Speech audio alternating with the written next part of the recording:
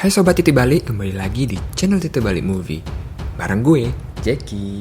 Di video kali ini, gue akan membahas alur film Sahara yang diproduksi pada tahun 1995. Film ini berkisah terjadi di Afrika Utara saat Perang Dunia Kedua. Perang gurun ini melibatkan berbagai negara, seperti Inggris, Amerika, dan sekutunya yang melawan Jerman dan Italia. Seluruh tank termasuk senjata berat diturunkan di Tombro, benteng kuat dari perlawanan sekutu. Namun, karena cuaca yang ekstrim serta badai pasir yang sering datang, pasukan sekutu kewalahan karena kekurangan peralatan dan perbekalan saat Jerman tiba. Mereka yang berada di sana memperebutkan air dengan melakukan segala cara. Sebelum film ini dimulai, siapkan sebat dan secangkir kopi. Dan jangan lupa, klik tombol subscribe dan nyalain lonceng notifikasinya. So, gue Jackie, enjoy the alur.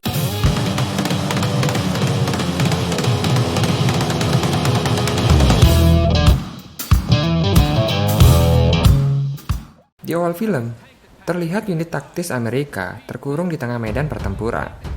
Jimmy selaku operator radio menghubungi sang jenderal, mendapat perintah untuk menuju ke selatan, karena wilayah utara dan barat sudah dikuasai musuh. Di tengah kekacauan tersebut, ia tidak sendiri. Ia bersama Sersan Joe atasannya dengan Wiko. Setelah memastikan seluruh peralatan mereka terbawa, mereka pun mencoba memperbaiki Lullaby. Satu-satunya tank adalah mereka yang kini tak mau menyala. Usai beberapa kali percobaan, tank tersebut berhasil hidup meskipun Wiko harus terluka.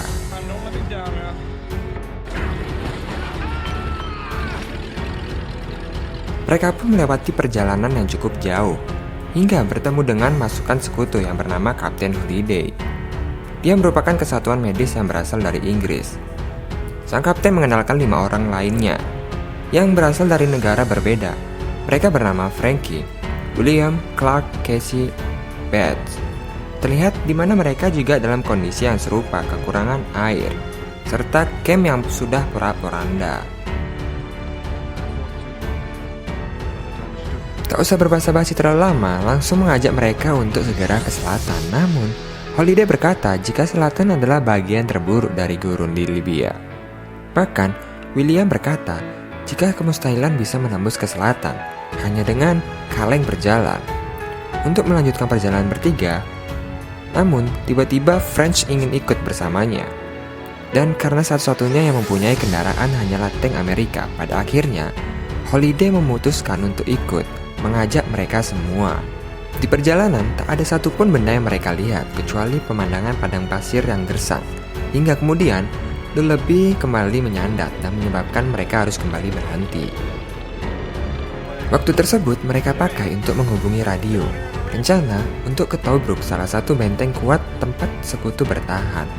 Dan karena persediaan air mereka tinggal sedikit, Joe pun membagi air tersebut dengan memberikan jatah 1 tegukan untuk setiap orang. Kemudian saat mereka bersiap untuk pergi, 2 orang terlihat berjalan dari kejauhan, langsung mengirim pesan di mana orang tersebut merupakan sekutu yang berasal dari negara Sudan.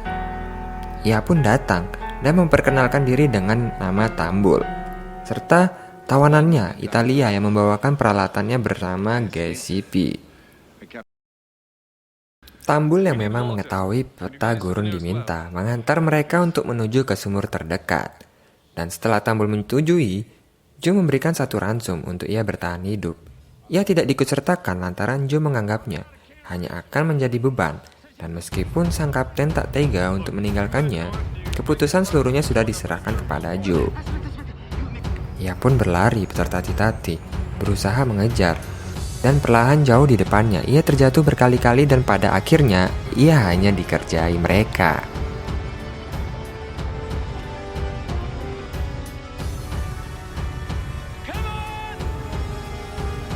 Singkat cerita, setelah menempuh 10-an mil, mereka tiba di sebuah sumur yang ternyata sudah kering. Sementara itu, untuk sumur kedua, Tambul berkata jika mereka harus menempuh perjalanan 70-an mil, tepat di reruntuhan Bil Akroma. Kemudian, mereka masih berusaha menghubungi radio. Tiba-tiba, ada sebuah pesawat melintas di atas mereka dan membuat mereka cepat mencari tempat perlindungan. Saat pesawat itu dijatuhkan dari bagian sekutu, dan setelah tembakan pertama, langsung bersembunyi di bawah tank. Begitu juga dengan yang lain. Mereka juga langsung memasang siap siaga berlindung. berusaha menghindar serangan yang kembali dijatuhkan hingga saat pesawat menjauh, semakin rendah untuk menembak. Joe tepat mengenai sayap pesawat yang sudah dipastikan akan terjatuh. Pilot itu terpaksa keluar dengan parasutnya. Sementara pesawat benar-benar jatuh dan meledak berkeping-keping. Lalu, mereka mengejar sang pilot, di mana ia merupakan tentara Jerman yang langsung menodongkan pistolnya. Lalu, bahasa Jerman yang dikuasai Holiday, ia mendapat jawaban jika pilot yang bernama Von tidak bisa menggunakan bahasa Inggris, karena Von jelas kalah telak. Pada akhirnya, ia pun menyerah dan langsung memeriksanya. Sebelum diperiksa, ia masih sempat-sempatnya bersikap angkuh dan merendahkan warna kulit tambul. Lalu, saat diperiksa, secara menyeluruh mereka menemukan sebuah surat yang menyatakan bahwa Tobruk telah jatuh ke tangan Jerman. Hal itu jelas membuat harapan mereka pupus. Terlebih saat mereka mengetahui jika Clark terluka parah. Saat itulah, French meminta Joe untuk membunuh Von. Lantaran ia memiliki dendam terhadap pasukan Nazi. Namun, Joe tidak melakukannya karena ia masih merasa membutuhkan Von sebagai petunjuk. Mereka pun kembali berjalan mengitari gurun. Entah berapa lama lagi yang mereka tempuh. Estimasi perjalanan yang jelas 70 mil setara dengan 112 kilo atau dari Denpasar sampai ke Gilimanuk, jalan kaki. Mereka menembus badai pasir, gurun panas di siang hari, dan sudah sejauh itu tak ada apapun yang mereka lihat kecuali hamparan pasir Sahara. Kemudian, badai pun datang di hadapan mereka, di mana harus menunggu di dalam sampai badai telah mereda. Sementara itu, kondisi Clark semakin membutuhkan air, dan jika ia lambat ditangani, maka ia tidak akan bertahan kurang dari 1 hari. Hari esok pun tiba. Mereka berpencar mencari keberadaan sumur yang sudah terpendam. Mereka menggali dan terus menggali, dan pada akhirnya mereka melihat ada sumur. Tambul pun masuk ke dalam sumur untuk memastikan, dan ketika ia tiba di bawah, alangkah terkejutnya ia saat melihat tetesan air yang keluar dari bebatuan.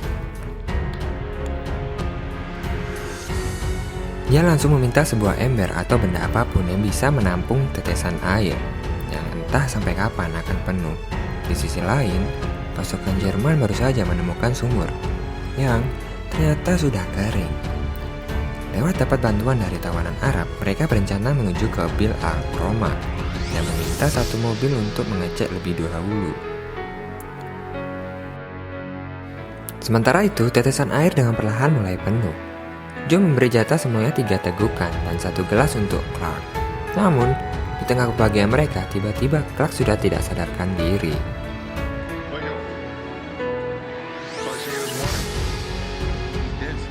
Entah berapa lama lagi mereka menetap, yang jelas mereka yang membutuhkan waktu yang lama untuk mengumpulkan air. Kemudian, mereka bubar saat mendengar ada kendaraan yang akan tiba. Lantas Joe langsung memerintahkan untuk siaga tempur.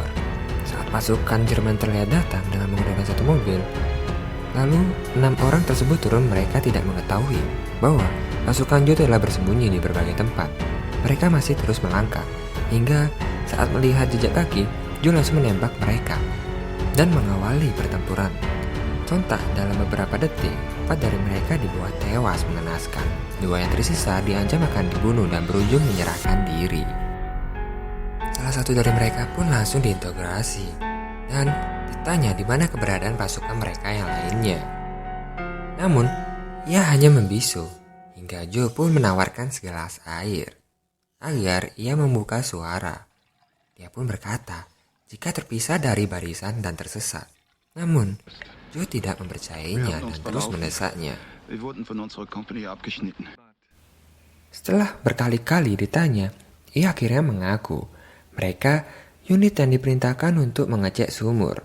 Mereka unit tanpa tank, tanpa artileri, namun berjumlah 500 prajurit yang seluruhnya dalam kondisi kehausan. Namun, itu Tambul kembali naik dari sumur. Saat mengetahui jika sumur sudah mengering, ia melaporkannya pada Joe bahwa air yang sudah dikumpulkan hanya sebanyak 9 botol. Joe mengungkapkan rencananya pada seluruh prajurit bahwa Mereka menahan Jerman di sini demi melindungi rekan mereka yang berjuang di El Alamein, karena jika Jerman tiba tepat waktu, mereka akan menghancurkan jalan-jalan di Kairo dalam waktu 1 minggu. Jika itu terjadi, sekutu dipastikan akan kalah. Meskipun kesempatan mereka menang 1000-1, rencana itu disetujui oleh Holiday. Ia pun tak memaksa yang lain untuk ikut lantaran perintah ini berlaku hanya untuk Jimmy dan Weiko. Namun, pada dasarnya, mereka orang-orang nekat. Satu persatu dari mereka menyetujuinya. Dan semua percakapan itu didengar oleh Paul. Kemudian, Joe meminta pasukan Jerman untuk menyampaikan pesan pada pimpinannya bahwa cukup meminta sebuah kesepakatan, yaitu bebas mengambil air dengan syarat menukar dengan makanan.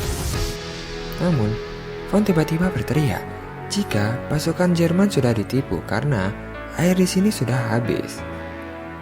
Saat mereka telah pergi, Joe langsung memberikan peringatan pada Von, termasuk GCP, yang sudah mengetahui jika Von bisa berbahasa Inggris. Kemudian, setelah itu mereka mulai mempersiapkan segalanya, amunisi jebakan Luluebela yang kembali dipergunakan, serta berdoa berharap bahwa mereka bisa memenangkan pertempuran.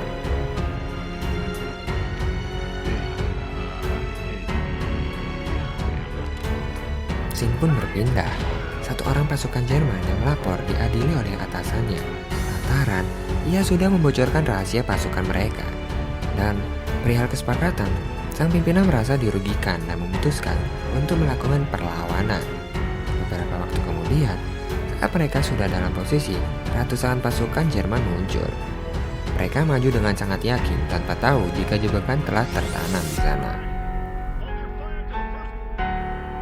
Setelah ledakan pertama, Joe dan pasukannya menggempur ke berbagai arah, begitupun Luluebela yang ikut dikendalikan, sukses mengantarkan mereka menjadi hamparan manusia tidak bernyawa.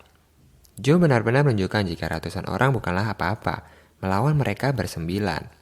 Hingga setengah prajurit gugur, sisanya memutuskan untuk kembali mundur. Terlepas dari penyerangan itu, Joe mengabsen seluruhnya dan menemukan fakta jika Casey telah tiada.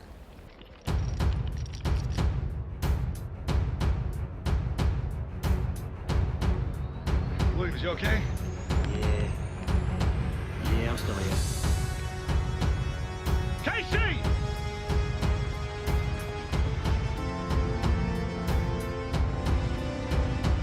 Tak lama kemudian, pimpinan Jerman datang menemuinya dan membuat kesepakatan.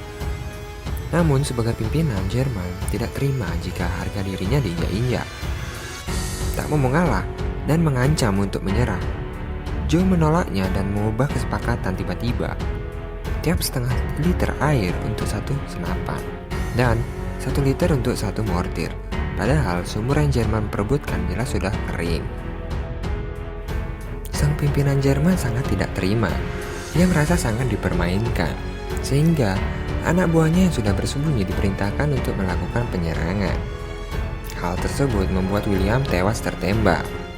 Jerman kembali bergerak mengerahkan ratusan pasukan yang masih tersisa untuk menyergap dari berbagai tempat. Hal itu membuat mereka sangat kewalahan, terlebih Jimmy juga tertembak hingga posisi mereka sangat terdesak. Selain itu, Jerman sangat diuntungkan karena memiliki senjata jarak jauh yang dengan mudah menghancurkan pertahanan mereka. Di tengah pertarungan, Von melarikan diri dan melawan GTP yang mencoba mencegahnya.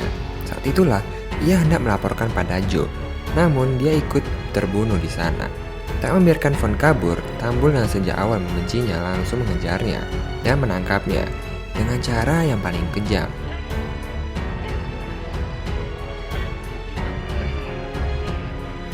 Pertempuran masih berlanjut hingga saat Tambul kembali, ia tertembak bertubi-tubi. Dan sebelum tewas, ia mengangkat logo Nazi sebagai bukti jika Von berhasil ia tangkap. Pas kejadian itu, banyak rekan mereka yang berguguran. Dan satu-satunya yang sangat Franz sesali, ia tidak membunuh Von sejak awal. Begitupun pasukan Jerman yang sama mengenaskan. Mereka sudah tidak minum berhari-hari dan dipaksa untuk terus maju berjuang. Kemudian, lagi-lagi pimpinan Jerman maju menawarkan kesepakatan. Namun, kali ini bukan Joe yang maju, melainkan Frenchy yang menghadapi sang pimpinan seorang diri yang masih menginginkan mereka untuk menyerah. Dan karena kebencian pada Nazi sudah mengakar, ia tak ambil pusing atas seluruh ancamannya. Ia langsung menikam saat itu juga. Frenchy dengan perasaan puas tanpa ia ketahui jika pasukan Jerman telah membidiknya dari belakang. Tewasnya pimpinan Jerman jelas membuat pasukannya kehilangan arah. Mereka menyerang membabi buta dan semakin tak terkendali. Jelas perasaannya hancur lebur, menyaksikan satu persatu teman mereka mati di depan matanya. Mereka berdua pun sudah tidak peduli lagi jika harus mati menyusul teman-temannya di sini. Namun, ternyata pasukan Jerman mengangkat senjatanya. Betapa terheran mereka saat melihat sumur itu kembali penuh, tanpa ada hujan, geledek, ataupun angin puting beliung. Datang sebuah keajaiban. Ju pun langsung mengamankan senjata mereka. Tak lama kemudian, pasukan Inggris pun datang. Kemenangan pun mereka raih, meskipun beberapa nyawa harus dipertaruhkan.